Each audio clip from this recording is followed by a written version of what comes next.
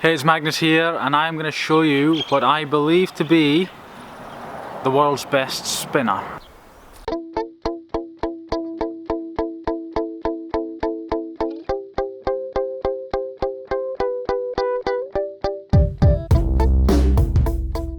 Okay, so if you look closely at this spinner, here we go, hopefully this will focus for you, you will notice that there's glue all over it. It's made of a few little pieces of titanium stuck together. There's no proper button and it absolutely wobbles like hell. So how can I possibly claim that this is the world's best spinner? Give me the next minute and I'll explain why. There's a whole lot of spinners on the market. It is a new thing. I am still a rank amateur in terms of knowledge. I don't know that much, but I started making these prototype spinners. Like someone commented on my YouTube channel, and they just said, "Why don't you make a spinner?" And I thought, yeah, why not? And so about a week and a half ago, I started making some prototypes, and I got obsessed. And this is where the current prototype lies. So I've got this one here. This is 51 millimeters long. I've got this one here, which is 60 millimeters long. They're the same thickness, as you can see. I made them different sizes just to sort of test and sort of, you know, see what they both feel like. Now this is this is the third prototype in what I've been doing. I don't have access to a proper CNC or anything right now, so that's why I'm cutting them in layers. But here's the reason. I'll get straight to it right now. Why I think these are, not in their current state, the world's best spinner, or the ultimate spinner, or whatever, but they will be. And that's because if you look at pretty much almost every spinner on the market, it's for the most part, it's about the shape and the design, you know? No one's talking about the performance, and that's what this is. This is all about performance. Let me explain. Now, you'll have seen others with this kind of curve here.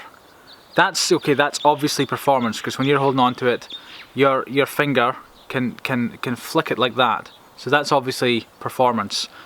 But there's a lot more here. There's grooving in here. So like I said, this is in slices because that's all I have access to machining wise. Sorry, I'm just trying to get this to focus right.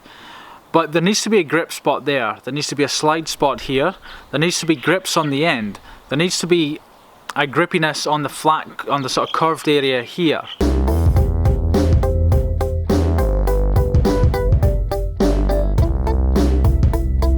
There's more ways to spin this than you perhaps realise. Certainly more than when I first started playing with these. I mean, you've got the two contact points on the buttons, but you can spin it with your index finger alone. You can spin it on the end, or you can spin it on the flat, and also you can flick it.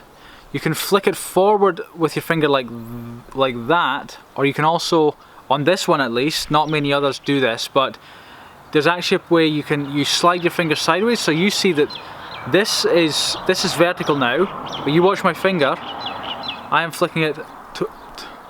Sorry, it's difficult to get the angle right and explain it to you. I'm flicking it towards you.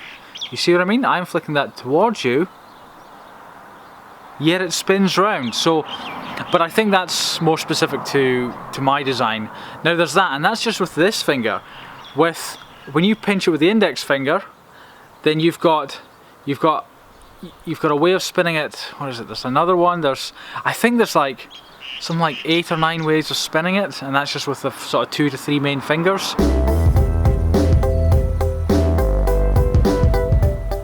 Now in terms of size, like I said, this is 51 millimeters and this is 60 millimeters. Playing around with them, the best size for sort of performance, certainly for my size of hand, I've got sort of somewhere between medium and large. No, they're not that big, my hands, but they're not that small, so that sort of gives you an idea. I would typically wear a medium glove, but it'd be a little bit tight. That's the best description of my hand size I can give you.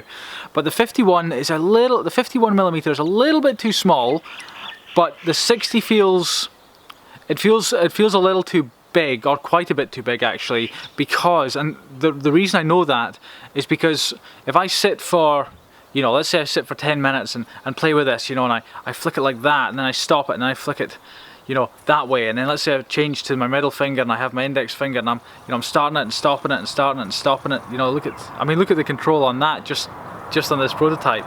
Like, there's not many that allow you that kind of control, I know that. Arrogant, yes, but it's true.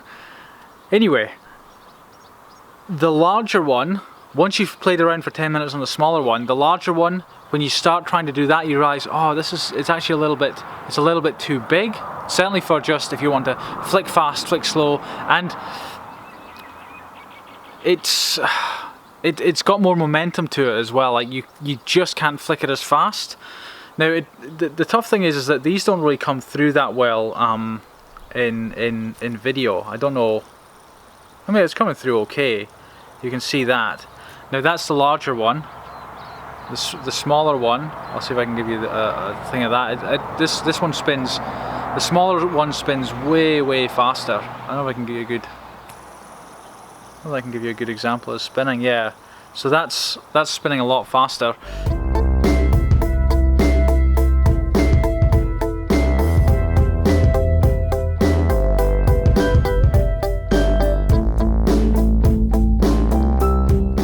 So if for some reason you've come across this video and it's titled like I planned to, something like The Ultimate Spinner or something like that, you're definitely going to think, Magnus, how can you arrogantly claim this is the best spinner? You haven't even got past the prototype. You haven't even got past the prototype stage. Hell, you can't even say the word prototype. But I'm getting there. I mean, I've made loads of stuff in titanium. Titanium pen, titanium mechanical pencil, titanium tweezers, all possibly the best in their categories. I believe they are, but that's just my own